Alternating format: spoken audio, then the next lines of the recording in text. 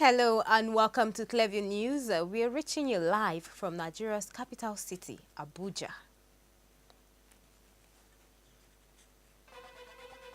In the news, President Muhammadu Buhari restates commitment to building a new Nigerian nation for the benefit of future generations. Super Falcons begin preparations in earnest ahead of France 2019 FIFA Women World Cup holding in June. Son of former South African President Jacob Zuma, to stand trial over culpable homicide over his involvement in a fatal car crash in 2014 that left one woman dead.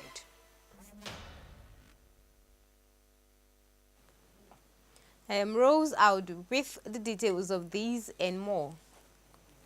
President Muhammadu Buhari Friday in Abuja assured Christian leaders in the country of his commitment to leave Nigeria better than he met it in 2015. Receiving the leadership of Christian Association of Nigeria, led by Reverend Dr. Samson Ayokunle, the president affirmed that his administration will continue to address important national challenges, including security, economy, and corruption. CAN leadership was at State House to congratulate President Buhari on his re-election, and the president told them the outcome of the just concluded polls underscores the trust Nigerians have in the present leadership in the country. In his congratulatory message, the CAN president, Reverend Ayokunle, prayed God to grant President Buhari everything it takes to perform 100 times better than his first term, stressing that the organization had the success of this administration at heart. The CAN leadership welcomed the president's pledge to run an inclusive government in a speech shortly after his re-election, noting that the gesture would give all in the country a sense of belonging. We came here to congratulate Mr. President for re-election into office after the February 23, 2019 election.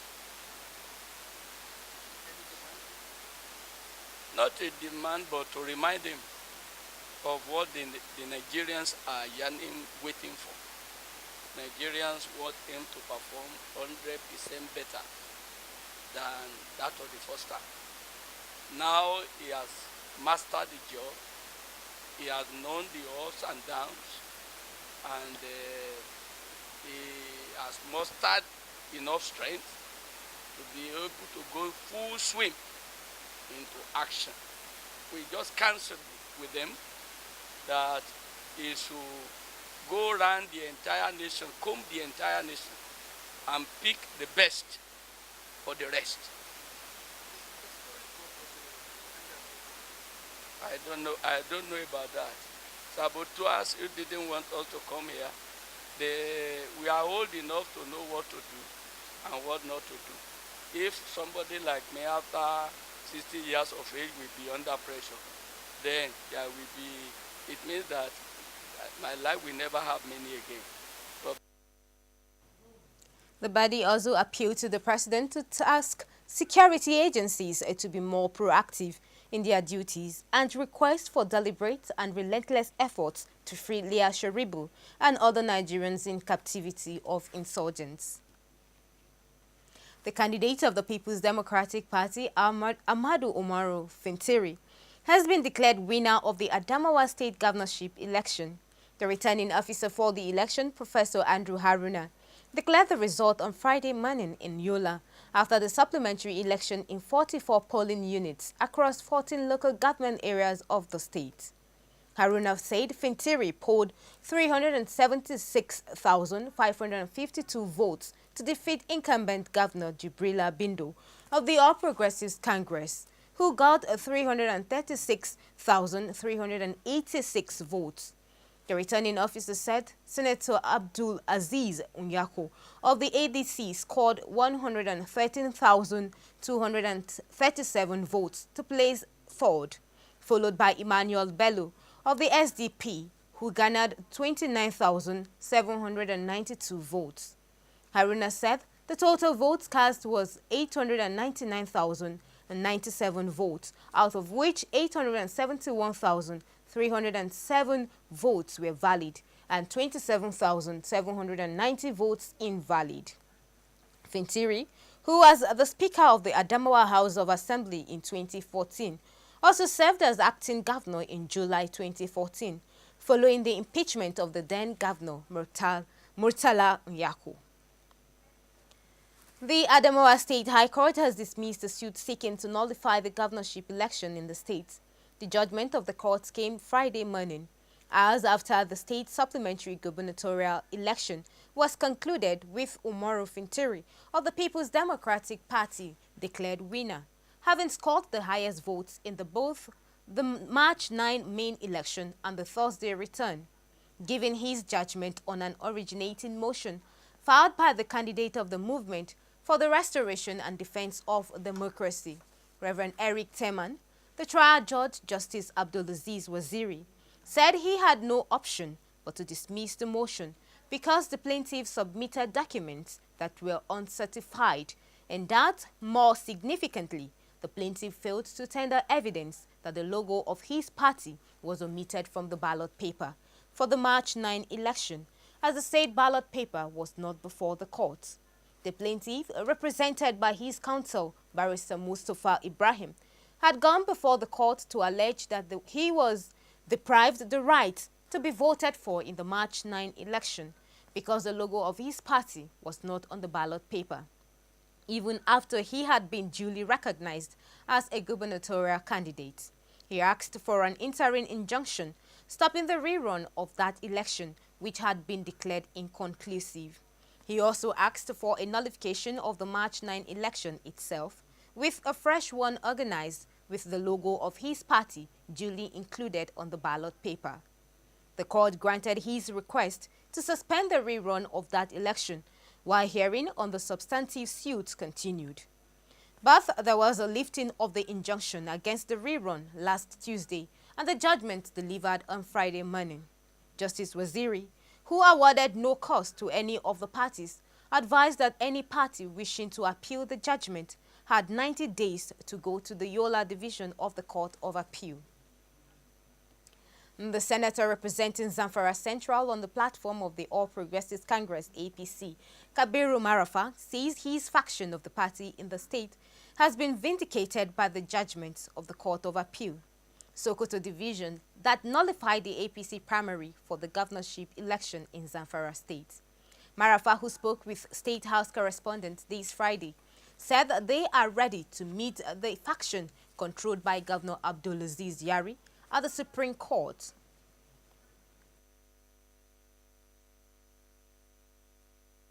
Now, is politics all about personal benefit? Is it about me? The answer is no. Is it about Yari? The answer is no. It is about the people of Zamfara State. If Zamfara people stands to benefit from that ruling, glory be to God. If Zamfara people are going to lose from that ruling, may God reverse it. It's not about me. So what's the way forward now for the APC in Zamfara State? You're a member of the APC. Well, there is still one last option left. It depends on what our opponents feel. There is the Supreme Court option. So if they are desirous of exploiting that, you know, they are constitutionally, legally allowed to do so. If they are not, so be it. The most important thing that Nigerians need to know is we are not the aggressors as far as this problem are concerned. We are defending ourselves, we are defending the people of the Zamfara State. So if there was never a day, you know, the aggressors called us for a truce or for a meeting or anything, and we said no. So the issue, like I said, is not about Marafa. If it is about Marafa, maybe I would have been a senator-elect again now. I can assure you that. But so the issue is about Zamfara State. The issue is about the lives and properties being lost day in, day out. The issue is about, you know, the comfort of the ordinary man who doesn't even depend on government for anything. All he needs is for him to sleep well in the morning, go to farm, do his little farming, come back home and meet his family. He cannot do that today. the lawmaker who is the Senate Committee Chairman on Petroleum, and 129 others had gone to court to challenge the party primaries. In its ruling on Monday, the appellate court set aside the decision of the Zamfara State High Court, which allowed the APC to field a candidate for the governorship election in the state. However, the incumbent governor Abdulaziz Yari and the governor-elect Mokhtar Shehu have vowed to challenge the appeal court decision at the Supreme Court. Following the judgment, the Independent National Electoral Commission has put on hold the presentation of certificate of return to the governor-elect. The Abuja division of the Court of Appeal has affirmed the victory of Governor Kayode Fayemi of Ekiti State at the July 14, 2018 governorship election in the state. The three-man panel led by Justice Stephen Ada, in a unanimous judgment, dismissed the appeal filed by the People's Democratic Party and its candidates in the election, Professor Olushola Eleka, describing the appeal as unmeritorious. Justice Ada affirmed the January 28, 2019 judgment of the Ekiti State Governorship Election Petitions Tribunal, which had upheld Fayemi's victory at the poll. The Independent National Electoral Commission had declared that Fayemi of the All Progressives Congress polled a total of 197,459 votes to defeat Eleka of the PDP, who placed second with 178,121 votes in the July 14, 2018 election. Fayemi had won in 12 local government areas of the state, while Eleka won in 4 local government areas. Dissatisfied with the outcome, the PDP and Eleka had on August 3, 2018 filed their petition before the Ekiti State Election Petitions Tribunal, which sat and delivered its judgment in Abuja. The petitioners alleged that the election was marred by irregularities, including non-compliance with the Electoral Act. But the tribunal on January 28, 2019 dismissed their petition and affirmed the results declared by INEC. The petitioners appealed, raising 7 issues against the judgment of the tribunal. Delivering the Court of Appeal judgment on Thursday, Justice Ada, who gave only a summary of the verdict, resolved all the 7 issues raised in the appeal against the appellants in favor of the respondents, Fayemi, INEC, and the APC. Fayemi had lost the 2014 governorship election to Ayo Fayose while seeking a second term. And Justice Saad Mohammed of the Gombe State High Court has convicted a councillor in Bolori East local government area, Gombe, Ishaku Garuba, of vote buying. Garuba was arraigned by the Economic and Financial Crimes Commission on a 3-count charge bordering on bribery. Acting on intelligence reports, the EFCC had arrested the convict at Bolori Polling Unit 0077 in Gombe State during the presidential and National Assembly elections, where he was cited sharing money. A statement by the acting EFCC spokesman, Tony Orilade, on Thursday said the councillor pleaded guilty to the charges. During the trial, the prosecuting counsel, S.E. Okemini, called a witness, Hilary Obeta, for a review of facts and also tendered exhibits which were admitted in evidence against Garuba. Defense counsel S.A. Mustafa, however, pleaded for leniency. The trial judge convicted the councillor on the 3 counts and sentenced him to 1 month in prison with an option of 100,000 naira fine on count 1 and 1 month in prison on count 2 with an option of 50,000 naira fine and 1 month in prison on count 3 with an option of 20,000 naira fine. The prison terms had to run consecutively. The court further ordered that the sum of 295,000 naira recovered from him should be forfeited to the federal government. And President Muhammadu Buhari says the dignity of public servants who worked tirelessly and sacrificed for the greatness of Nigeria will be restored, assuring that the federal government will fast-track the process of sanitizing the nation's pension system. Speaking this Thursday in Abuja at the launch of Micro Pension Plan, organized by the National Pension Commission, President Buhari said retired public servants deserved better treatment and effective service that meets their needs to carry on after retirement, promising to remove the rot within the pension system. The president noted that the federal government will continue to support the National Pension Commission to ensure a successful rollout of the micro-pension plan, which will capture citizens that are not fully captured in the formal corporate sector. Great pleasure to be here today to formally launch the micro-pension plan. This initiative was designed specifically to capture those citizens that are not fully captured in the formal corporate sector. Today, millions of traders, farmers, and other entrepreneurs in various cottage industries are completely excluded from the different pension programs in existence. If you recall, one of the three core pillars of this government is the creation of a diversified and inclusive economy. This can only be achieved by creating an enabling environment for farmers, entrepreneurs, and same people in other professions. In the first 3 years, we provided grants, concessionary loans, and technical support through the SME clinics to farmers, traders, and SMEs. We have seen lives positively change because of these initiatives. The micro pension plan is the natural next step. The program guarantees that when these hard-working citizens retire, they can still live in dignity and comfort. In her remarks, the Acting Director General, National Pensions Commission, Aisha Dahir Omar, said the contributory pension scheme had recorded huge success since its launch in 2004, with the formation of long-term domestic capital. She explained that the micro-pension product is flexible with contribution, zero amounts, and channel of remittance of contributions to respective pension accounts. The micro-pension plan is designed to fit the peculiarities of all these informal groups. And it is able to fit the peculiarities of these informal groups because of the following features. First of all, it's flexible, it's seamless, it's transparent, and it's highly efficient.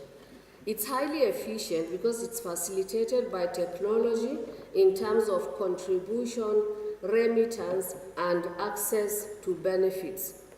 But the most beautiful part of the micro-pension plan is its safety.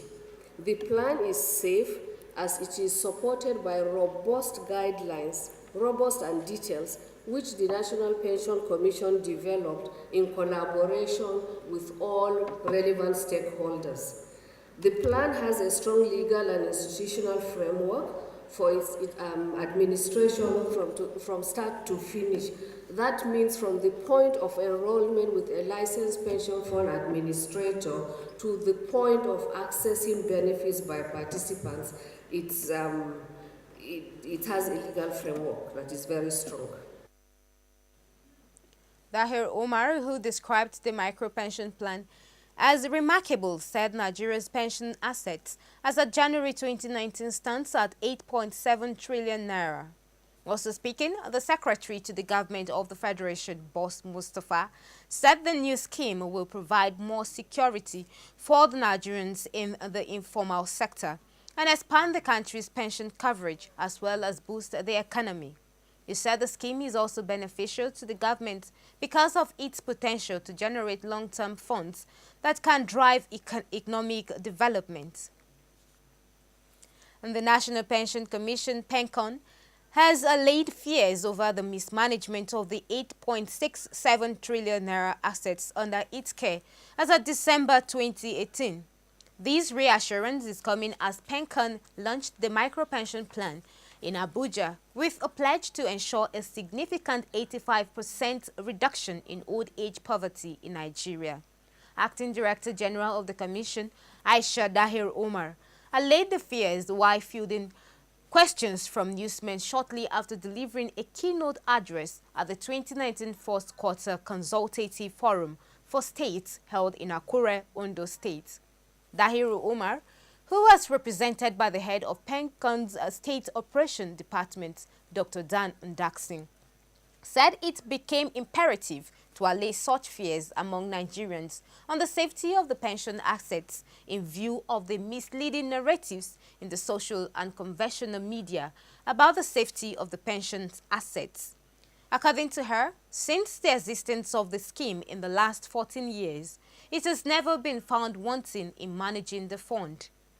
The PENCON DG had earlier at the official inauguration of the plan in Abuja explained that the new pension scheme is a first-time window of opportunity open to self-employed Nigerians and those working in the informal sector to participate and enjoy pension benefits. And you're watching Clearview Television News. We will be back after these timeouts.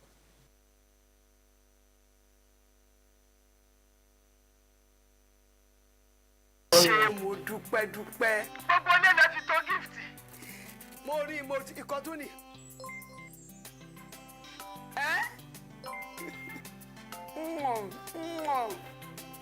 mo ń sọ fún ẹ lójoojúmọ́ pé gbogbo tó ń ṣe fún mi ọmọ á ṣe fún ẹ nílọ́po. abiyamọ ayé abiyamọ ọ̀run wọ́n súre fún ìbàjẹ́ kéré ó tóbi kò ní kún ẹ́. ọmọ òní ní kò gbé tiwa kò ń gẹ̀jẹ̀. ọmọ òní tiẹ̀ lọ síbi tó ò lérò. ní gbogbo ọjọ́ ayé ẹ ò ní rí bi. bí wọ́n bá ń pín wàhálà ìdààmú ò ní ẹ̀ ní rówó rà bẹ́ẹ̀ ni ò ní kábàámọ̀ ẹni tó máa bá ṣe tó máa kó bá ìgbé ayé ẹ kò ní bẹ́ẹ̀ rìn wọ́n náà ní bá rìn. ọmọ adùn ẹnu àbùkù ò ní kàn ẹ́ o ayé ò ní rí ẹ mú o. mo sọ fún ẹni tinútinú tó kù lọ́lá ọ̀nà méjèèjì tó kù nígbà yà ni mo súre fún ẹ eré àmú ẹ abiyamọ ayé abiyamọ ọ̀run wọ́n súre fún ẹ ó yẹ sáré gbé bàbá wọlé ó ti ṣú ara ó ti tọ́ ara kò ní jẹ́ tiẹ̀. wọnú ògo tuntun lọ Olúwaṣẹ́gun wọnú ògo tuntun lọ ó yá wọnú ògo tuntun lọ wọnú ògo tuntun ẹlẹ́dàá mi. Mami, airtime yín kọ́. ṣé ìwọ ti rókun tó gbẹ̀rí? o ti rí ọ̀sà kó gbẹ̀rí? kò lè gbẹ́ ń bì. Àmímà. àwọn olè ń sọ̀rọ̀ bẹ́ẹ̀. Lórí àtàwọn ọ̀rẹ́ mi. àwọn ọ̀rẹ́ ó yá fi sí spíkà. Wọ́n ń gbọ́ yín. ní ẹ̀bùn ńlá tọ́mọ mi gbé wá fèmí yìí Ọlọ́run á ràn yín lọ́wọ́ ẹ̀yin náà lè ṣerú ẹ̀ fáwọn. Ẹ ṣàmì mo tún ṣàdúrà. Get 10 times your recharge value to call and browse anyhow. Recharge with *220 * the PIN hash to enjoy this offer. Available to new and existing subscribers. Welcome back. Mr. Anansa. The Nigeria Natural Resource Center, in collaboration with the Nigeria Extractive Industries Transparency Initiative, has officially launched extractive360.com, a website that provides up-to-date reports on extractive industries in Nigeria. The website, which was launched in Abuja this Thursday, will be a platform for relevant stakeholders and the public to spearhead advocacy for reforms in the Nigerian extractive industry sector. Clearview TV's Ifeoluwa Ishola was there and now reports. Extractive360.com is a Nigerian web-based publication. It is a resource center with factual, reliable, and up-to-date reports of extractive industry news in Nigeria and around the world. The website, which started in November 2017, was officially launched this Thursday, March 28, to formally introduce the platform to relevant stakeholders and allay fears about new online sites. The brain behind the website, Juliet Aloha, speaks on the vision of the E360.com. Our objective is to help deepen the implementation of the transparency and accountability principles of the EITI and related frameworks being championed by other global extractive industries actors, such as the Natural Resource Charter in Nigeria, to, among others, shape conversations that could transform the way Nigeria's oil, gas, and mining sectors are managed. At Extractive 360, our vision is to help achieve a sustainable society through prudent management of Nigeria's extractive resources, with a mission to ensure prudence in the utilization of extractive resources through sustained information and advocacy. Present at the event was the program coordinator of Nigeria Natural Resource Charter, Tengi George Ikoli, who called on the federal government to develop other natural resources from the nation's oil resource for future use. Problem we as Nigerians must recognize and seek to address. We must take advantage of the resource while we still possess it and it retains some value. We should not still be engaging in debates about the reform of the petroleum sector when the world is moving on.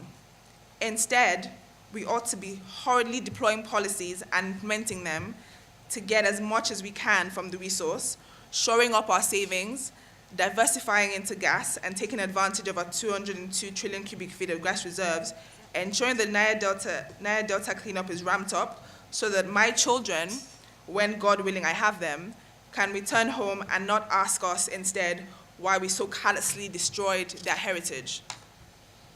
Nigeria is yet to scratch the surface as it pertains to her natural gas potential. We should be a gas nation instead of oil-producing nation, but over the years we have given precedence over crude oil to the detriment of natural gas, which is less lucrative and often produced as a byproduct of oil development as associated gas. For the Director, Legal Sector of the Nigeria Extractive Industries Transparency Initiative, NAITI, Peter Ogbone, 360.com is the complement of NAITI and all it represents. The vision of Extractive360.com, which is to help achieve sustainable society through prudent management of Nigerian extractive resources, is at the heart of what NAITI represents and stands for. We hope that Extractive360.com will also meet our expectations by being a credible platform and tool that will assist in setting the agenda and to shape the conversation on natural resource governance issues and extractive industries reforms. Informing and educating the public on how Nigerians' natural resources from different extractive industries are being managed and promoting accountability and transparency are all what the E360.com represent. Ifeoluwa Ishola, reporting for Clearview Television. The Nigerian Senate has severely criticized the federal government over what it describes as the poor implementation of the 2018 budget. The Senate said Nigerians are not feeling the impact of government because of the failure of the executive arm to adequately fund the budget to execute developmental projects. Addressing newsmen in Abuja shortly after the Minister of Information, Lai Mohammed, appeared before the Senate Committee on Information for the 2019 Budget Defense, Chairman of the committee, Senator Suleiman Adokwe, said based on interactions with the various agencies of government, capital releases to them are still very low. Adokwe, representing PDP, Nasarawa South, said most of the agencies received between 10 and 15% releases, with only one receiving the highest release of 67%. He said only a few agencies received releases hovering between 40 and 45%, adding that capital releases are what really ginger the economy. The Information Minister, Lai Mohammed, had during his presentation before the committee said the 2018 budget implementation performance of the ministry was about 67%, which according to him was better than that of 2017. He appealed to the committee to ensure appropriation of the entire 6.121 billion naira budgetary allocations proposed for the ministry for the 2019 fiscal year.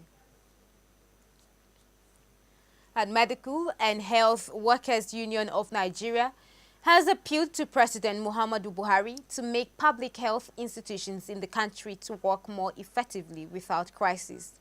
President of the union, Biobelomoye Josiah, stated these while addressing the 10th National Quadrennial Delegates Conference of the union, which opened in Abuja this Thursday. Clearview TV's Jeremiah Umahi tells us more.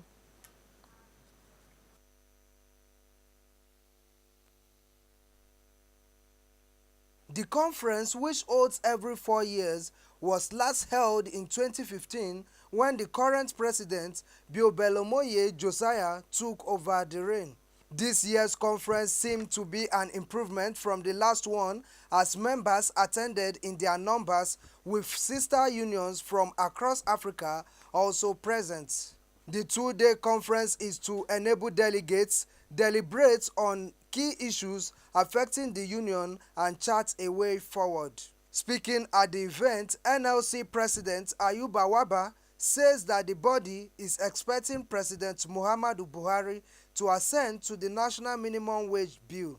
I am aware that the minimum wage bill has been passed. In fact, a clean copy has been transmitted to Mr. President. We are expecting Mr. President to assent, and we will also expect that we will be able to benefit from it. It's important. It's important.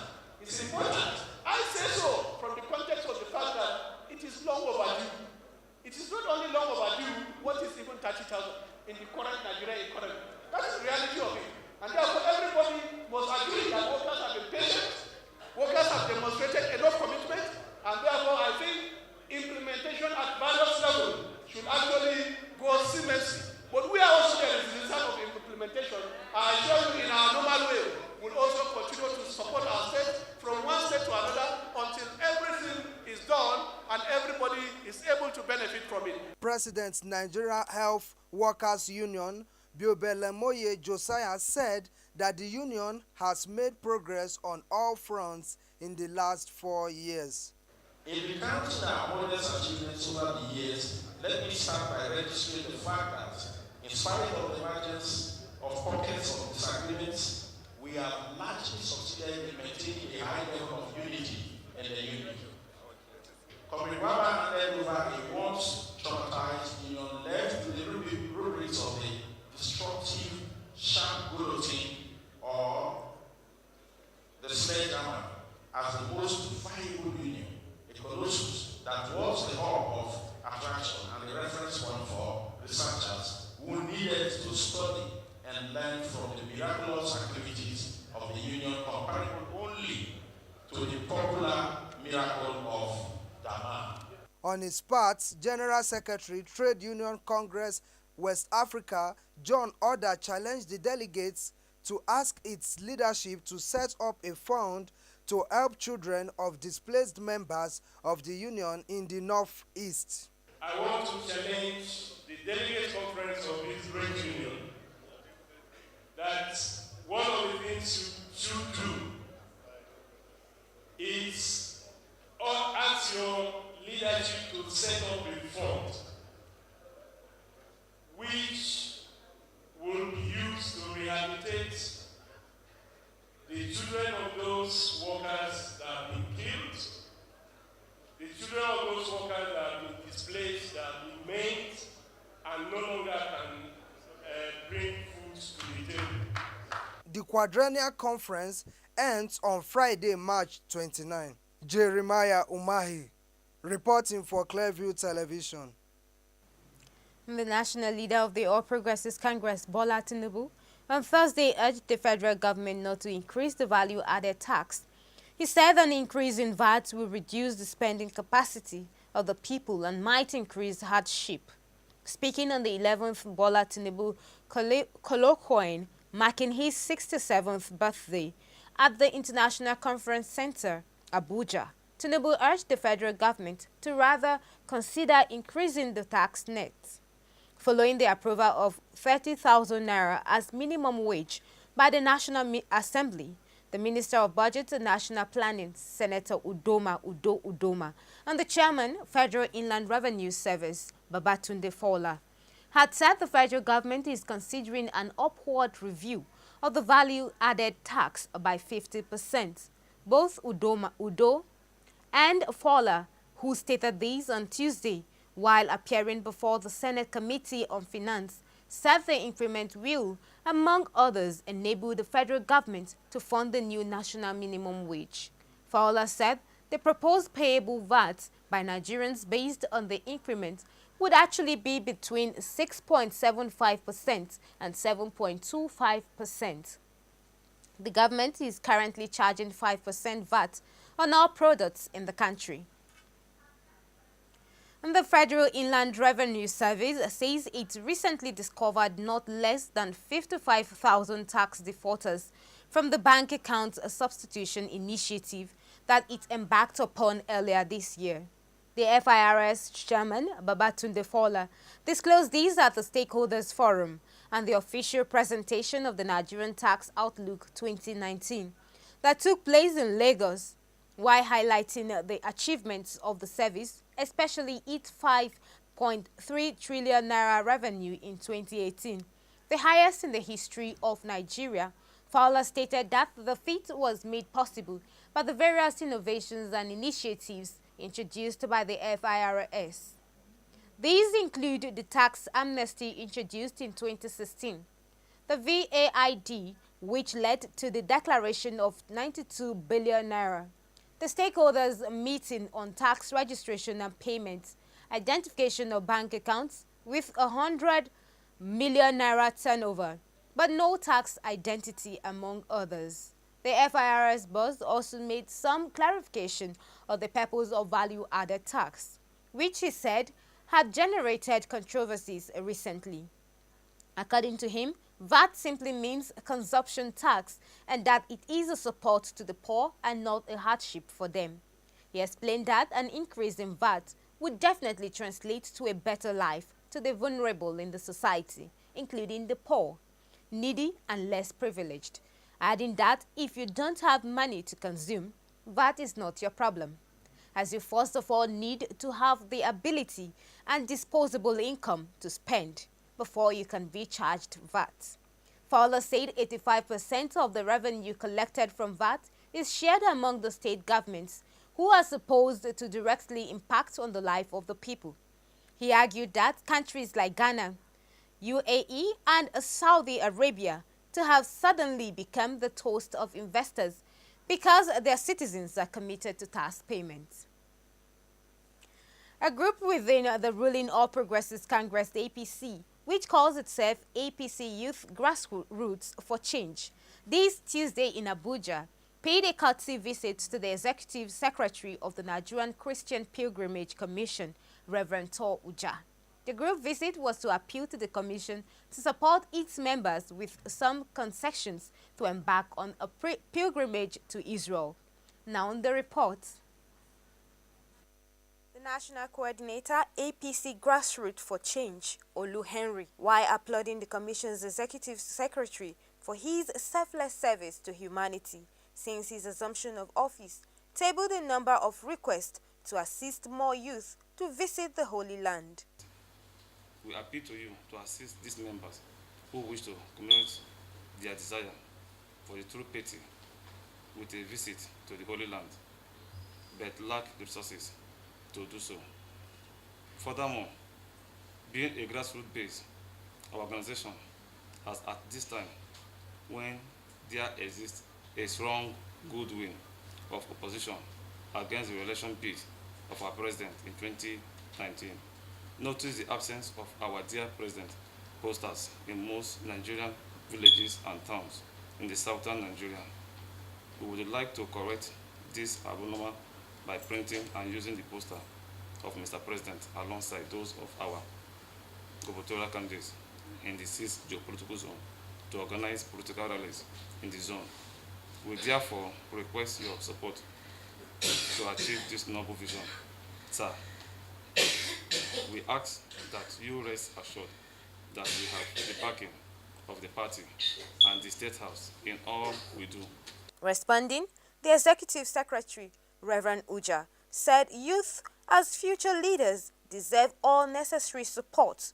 He also advised them to conduct themselves properly and contribute their quota to national development.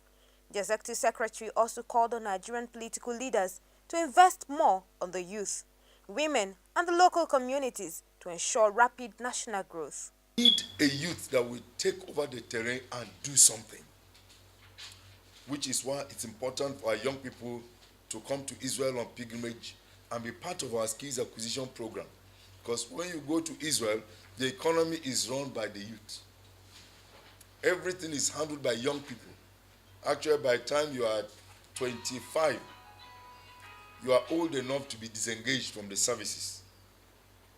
So in police, in the army, in the different segments, you serve between the age of 13 and 25. And they are not serving as a job. They are serving as a duty to their nation.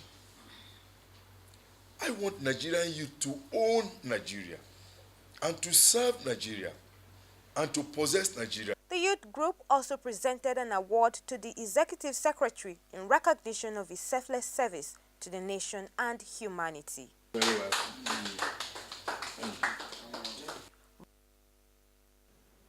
At these moments, we will be going off Facebook. However, transmission on our other platforms continues. We will be back after this break.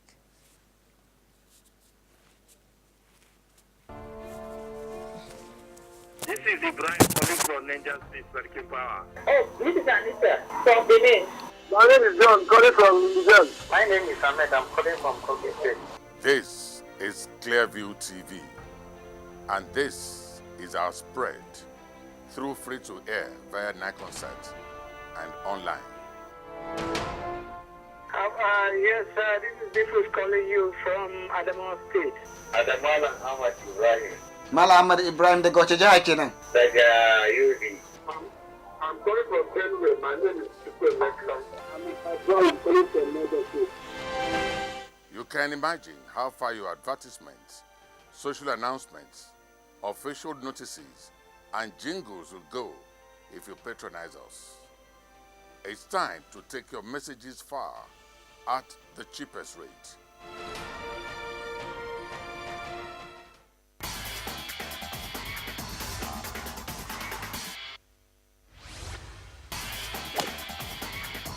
There it is.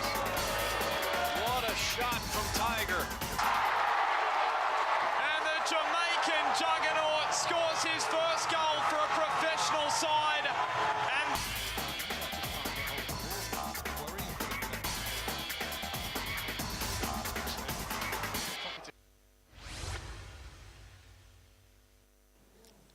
Welcome to the sports segment of the news. I am Jeremiah Umahi. As the Super Falcons continue with preparations for the upcoming Women's World Cup fiesta in France, Coach Thomas Denebi says he is not too anxious about going to the World Cup. Denebi, who is currently working with 30 domestic players in Abuja, says his preoccupation for now is how to raise the physical fitness of the players steering for Nigeria so that they can compete favorably with the foreign-based players. Now the reports. Due to their record successes in continental football, African champions, the Super Falcons will be among the teams to watch out for when the world gathers in France this June. After winning the Alcon title in February, the team had gone for 2 invitational tourneys in China and Cyprus. Now back home, the coach is working on the players in the Nigeria Women Football League for optimal performance. At a briefing on Friday in Abuja, Coach Thomas Denebi says he wants his team to be the best Nigerian team of all time. I've been into success, but I also been into a situation where we didn't reach our goal. But that happens in sports, and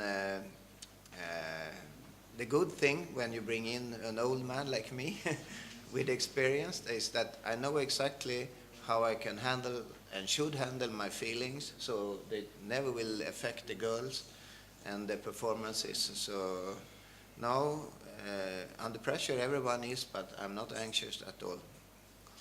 We have been working a lot with both the technical and tactical, not so much tactical, but technical definitely, and also a lot with the endurance. We do a lot of sprint trainings, and we also do some workup with your body. So we're trying to raise the level, the fitness level of all players, also the domestic, to really compete with the professionals. So and we do 2 trainings some days, 1 training some day, and in total we are up in 14, 15 trainings now. So. And I must say that all the girls are really doing well. First choice goalkeeper Tochukwu Oluehi, on her part, says she is confident Nigeria can make it out of the group. Truly is a group of death for us, but I see us with the training and with the understanding and all that. I don't see any big deal in it. It's just the same round object. It's just for us to understand what the coaches want us, the pattern they want us to play. I can see us. For me, the match I really know, and I see that if we really put in our effort and all that, is against Norway and against the South Korea. Yeah. But in the France, yeah, I know it's going to be hard, but many people will have been saying they might beat us 8-0 and all that, but I don't see the magic being like that. The Falcons are playing in Group A alongside host nation France, Norway and South Korea. Nigeria's first match will be on the 8th of June against Norway before they will play Korea Republic on the 12th of June in Grenoble, and their last group match will be played in Reims against host nation France on the 17th of June.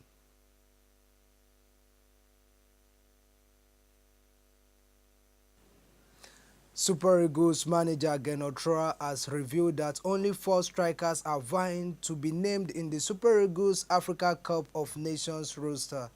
The German had a final opportunity to test 3 of these players during the games in March before announcing a provisional roster, and it is thought the former Watford man Odion Igalo is ahead in the pecking order of strikers. Paul Onuachu, Victor Osimhen and Kelechi Iheanacho. Ross said on strikers we are happy with what Osimhen did against Libya. He was supposed to play with us to come today, but to come in at least, but he played so he was not in the game, end quote. For Igalo, his ankle is getting better and he was ready to help in the end of the match. Also on Paul Onuachu, Ross said, asked if he has stopped searching for the striker, the German replied, we now have 3 good strikers. Also, we have Kelechi with a left foot. Of the 4 goals scored by the Super Eagles against Seychelles and Egypt, strikers Igalo and Onuachu accounted for 2, while wingers Henry Onyekuru and Moses Simon netted the other 2 goals. And that does it for sports. I am Jeremiah Umahi.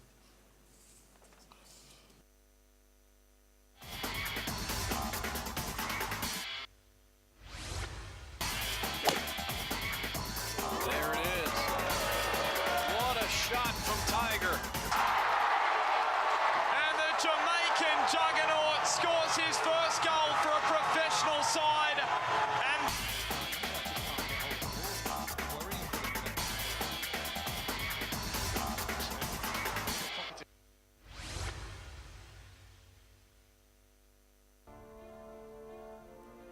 This is Ibrahim calling from Ninja Space Medical Power. Oh, this is Anita from Benin.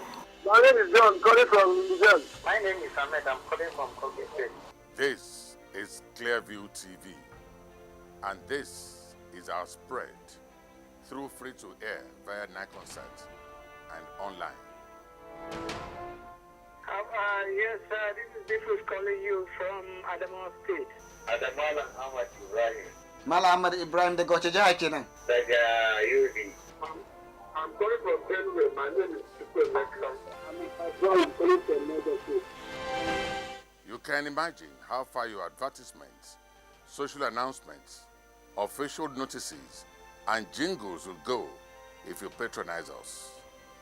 It's time to take your messages far at the cheapest rate. And that's the news. Remember that you can subscribe to our YouTube channel via Clearview TV. Follow us on Facebook via Clearview Television Online. Follow us on Twitter at Clearview Online. Follow us on Instagram at Clearview TV_NG. You can also watch Clearview TV on Nigecomsat with any free-to-air decoder. For details, contact your local installer. I am Rose Audu. Many thanks for watching.